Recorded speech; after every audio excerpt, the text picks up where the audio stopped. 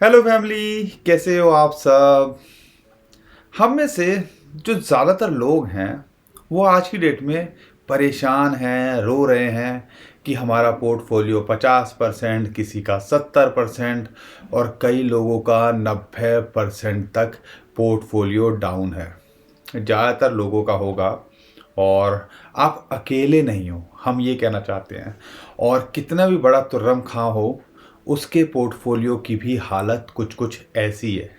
आप सबको लगता होगा जो बड़े लोग हैं, जो क्रिप्टो करेंसी मार्केट के अंदर बहुत सालों से हैं, या जो क्रिप्टो करेंसी मार्केट को चला रहे हैं, एक तरह से आप कह सकते हो, या जिनका नाम है, उन पे क्रिप्टो करेंसी मार्केट डाउन जाने का कोई असर नहीं पड़ता।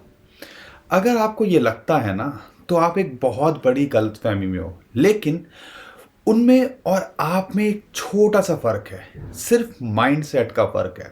उनको पता है कि आने वाले टाइम के अंदर हम टेक्नोलॉजी पे विश्वास कर रहे हैं, फ्यूचर पे विश्वास कर रहे हैं।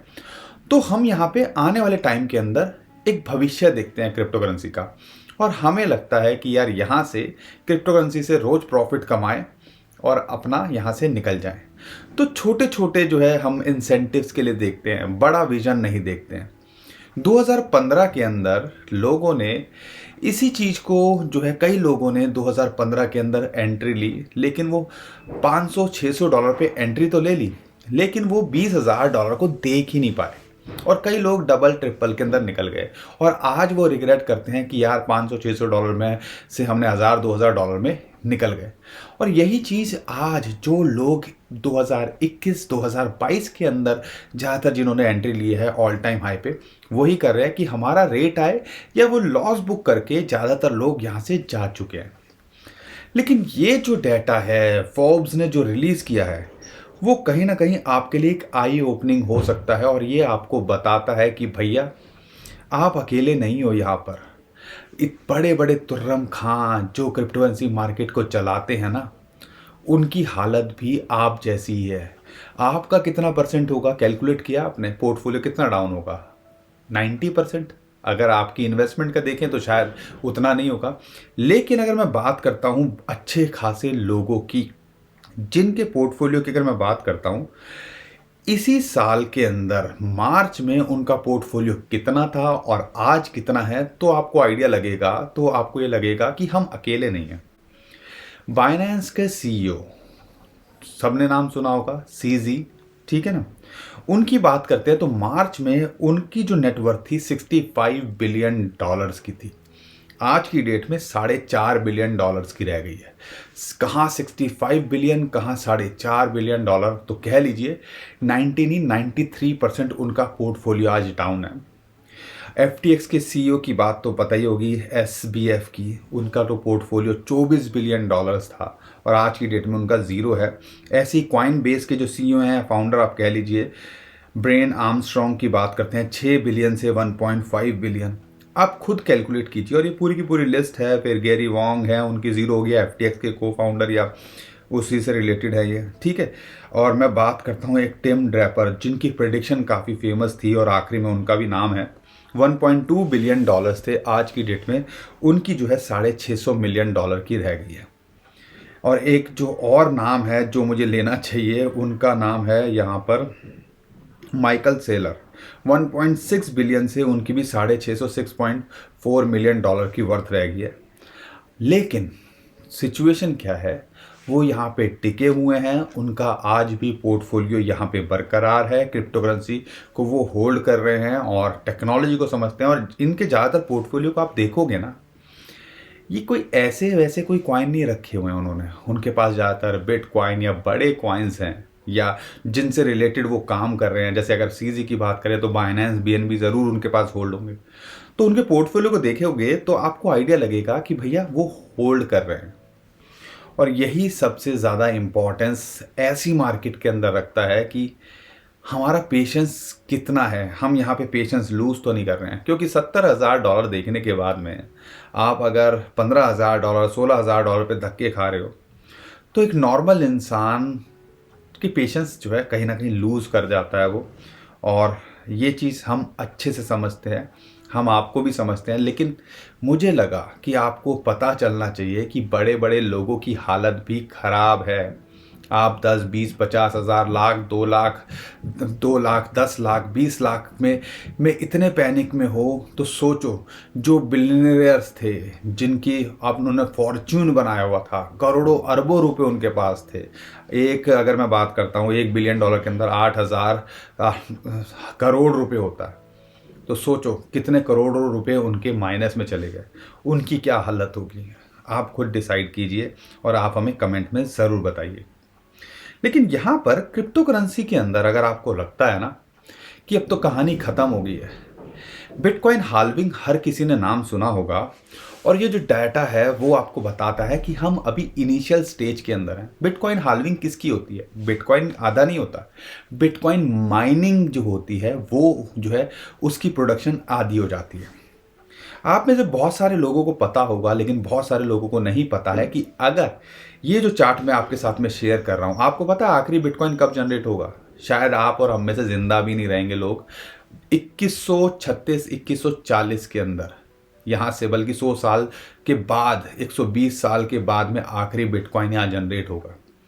तो आप देखो, आपने अभी तक अपनी जो है बिटकॉइन की लाइफ में तीसरी जो है शुरुआती स्टेज में हो, तीसरी हाल्विंग देखी है, और 2024 के अंदर होनी है तो बिटकॉइन की प्रोडक्शन हो जाएगी 3.125, और आखिरी में जाके एक एक सटोसी के लिए बिटकॉइन को माइन करना पड़ेगा, एक एक सटोसी 100 सवा 100 साल बाद।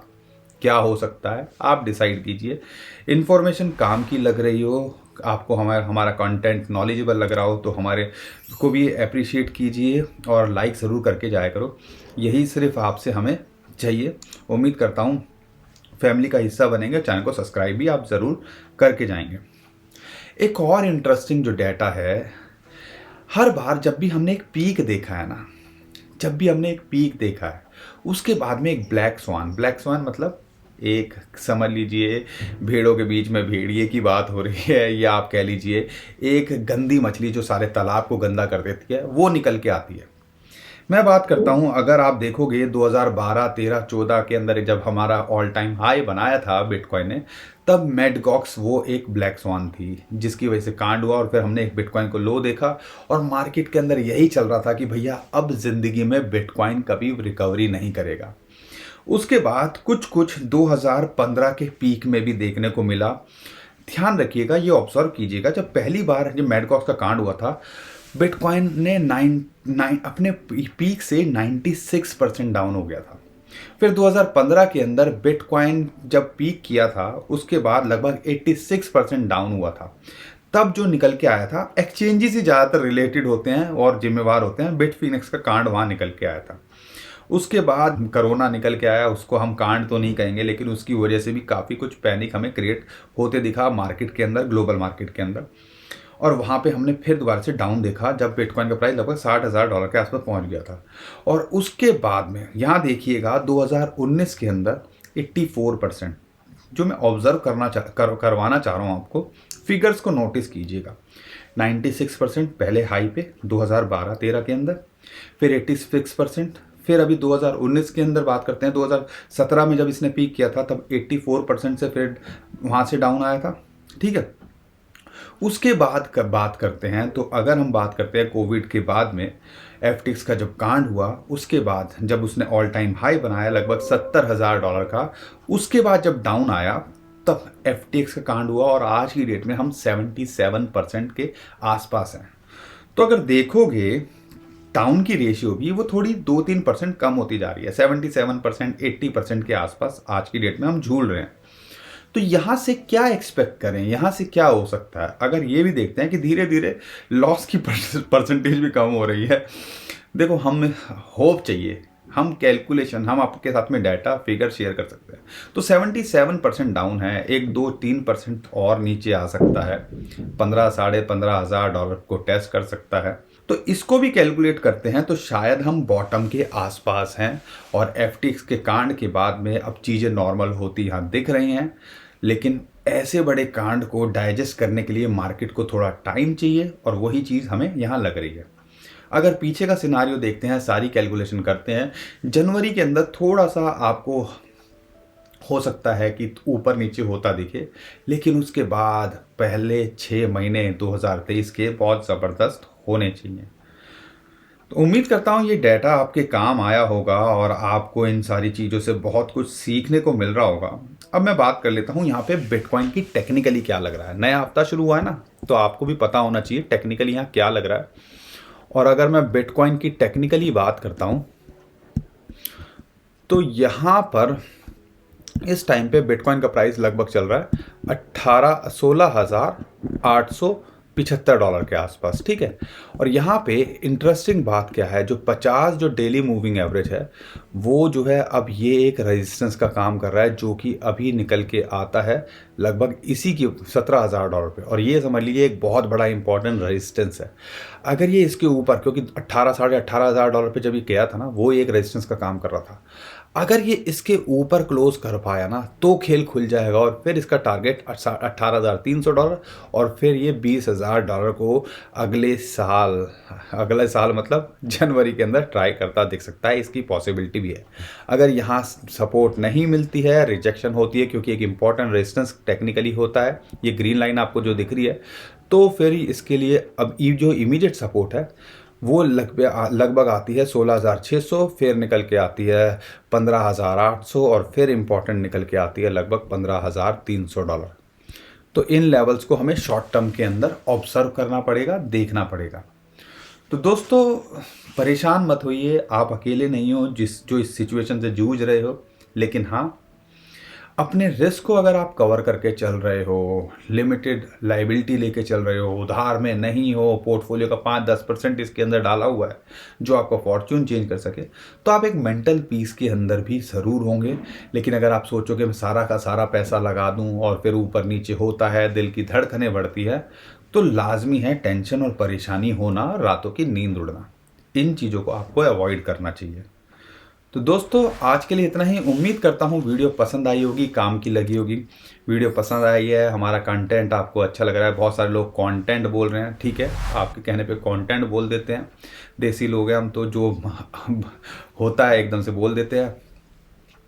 अगर आपको हमारा कंटेंट अच्छा लग रहा है तो प्लीज़ हमारी वीडियो को लाइक ज़रूर करा करिए और फैमिली का हिस्सा बनिए। चैनल को सब्सक्राइब ज़रूर करके जाइएगा। ट्विटर टेलीग्राम को फॉलो कर लीजिए, नीचे डिस्क्रिप्शन में लिंक है, उसी से कीजिएगा।